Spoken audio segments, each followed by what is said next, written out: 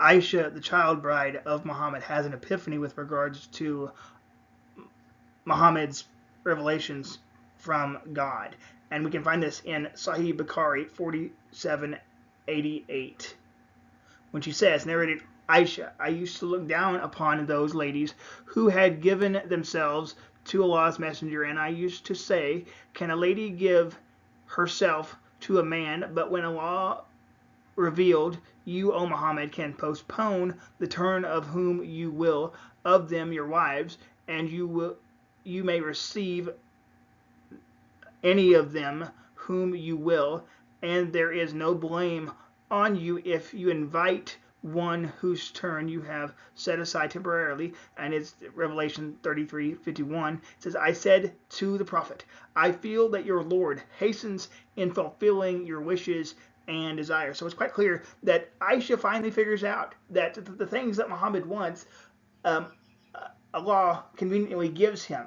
And she's coming to the conclusion that Allah is fulfilling the wishes of Muhammad. So if you want to be honest about all this, it's far too convenient for this to simply be happenstance. It shows that in a sense that Muhammad is the master and Allah is the puppet, if you will. Now, I'm aware that Muslims will not like that understanding, but it's quite clear that the God of Islam does what the messenger of Islam wants him to do in order to get what he desires out of this relationship. And it's quite clear, whenever we're going to continue to see that Muhammad, being a prophet, actually gives him special privileges. Let's continue on. We can see in Surah chapter 33, verse 50, you can read the Arabic if you want. We can see it says, O Prophet, indeed we have made lawful to you your wives to whom you have given their due compensation, and those your right hand possesses, those are the sex slaves, from what Allah has returned to you of the captives, and the daughters of your paternal uncles, and the daughters of your paternal aunts, and the daughters of your maternal uncles, and the daughters of your maternal aunts who immigrated with you, and a believing woman if she gives herself to the Prophet. If the Prophet wishes to marry her, this is only for you, excluding other believers. So it's quite clear this is just a special privilege for Muhammad.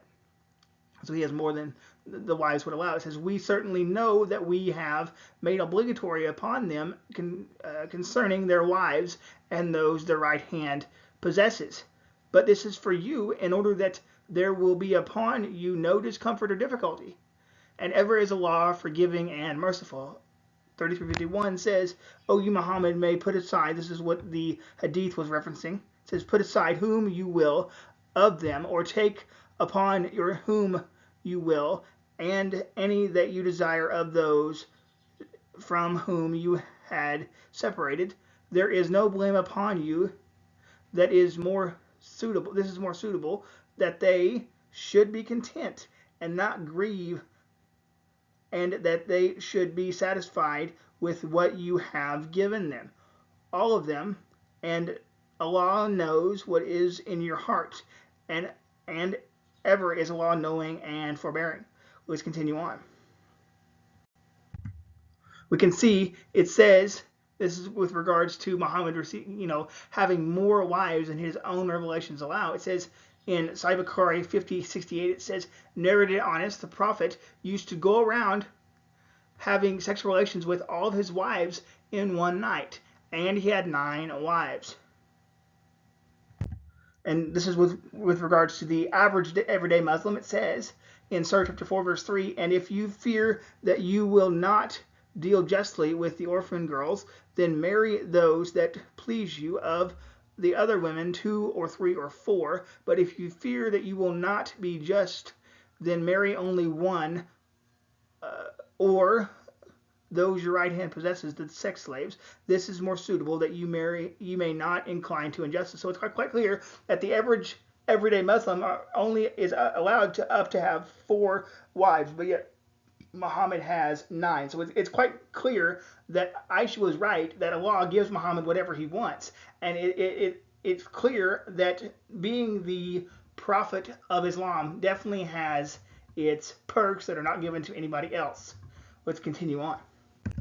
We can see in Surah chapter 8, verse 41, it says, "And know that that anything you obtain of the war booty, that indeed is for Allah, is 1/5 of it, and for the messenger, and for his near relatives, and the orphans, and the needy, and the stranded traveler, if you have believed in Allah and in that which we have sent down to our servant on the day of the criterion, the day when the two armies meet, and Allah overall is competent.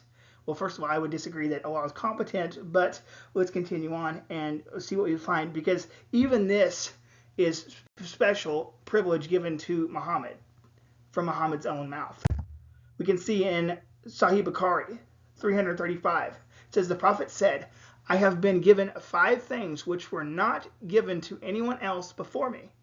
Number 1, Allah made me victorious by awe, or terror, by his frightening of my enemies for a distance of 1 month's journey. Number 2, the earth has been made for me and for my followers, a place for praying and a thing to perform tayyam. Therefore, any one of my followers can pray wherever the time of prayer is due. Number 3, the booty has been made halal, lawful for me, yet it was not lawful for anyone else before me. So it's quite clear that Muhammad is getting rich from his revelations, because he's taking the war plunder and nobody else before him was allowed to take it. Number 4, I have been given the right of intercession on the day of resurrection. Number 5, every prophet used to be sent to his own nation only, but I have been sent to all mankind. Let's continue on. We can see in Surah 33 verse 53, and this is quite comical, because this is quite plain that Muhammad is having Allah do his dirty work for him, because Muhammad doesn't have the guts to do it himself. I'm going to show you what I mean here.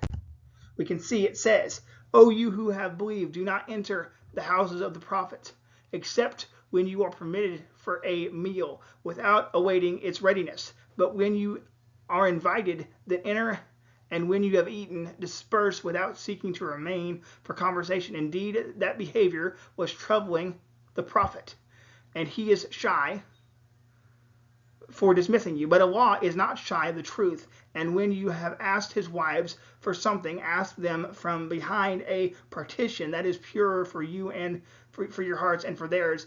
And it is not conceivable or lawful for you to harm the messenger of Allah or marry his wives after him ever. Indeed, that would be in the sight of Allah an enormity. So it's quite clear that Muhammad doesn't have the guts to tell his dinner guests to go home, but so he uses Allah to tell them to get out of here and not waste his time by hanging around. So it's quite clear that Muhammad is using Allah to do the will of the messenger of Islam. So it's quite clear that Muhammad has received privileges from being the prophet of Islam. And this is once again what Aisha has even come to the conclusion, that Allah hastens to fulfill the desires of the prophet. So Muslims, what are you going to do with this? Are you actually going to say he's the prophet, he can do what he wants, or are you actually going to hold your prophet to the same standard as everybody else?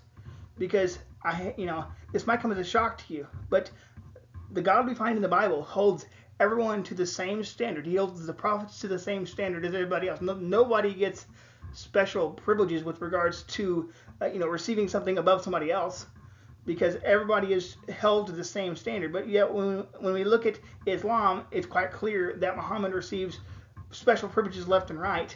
And it's obvious that even the child bride of Muhammad realized that there's something wrong here, that Allah hastens to fulfill the desires of the Prophet of Islam, and it's quite clear that his desires was to receive money and to have more wives so he could have sex with them. So Muslims, what are you going to do with this information?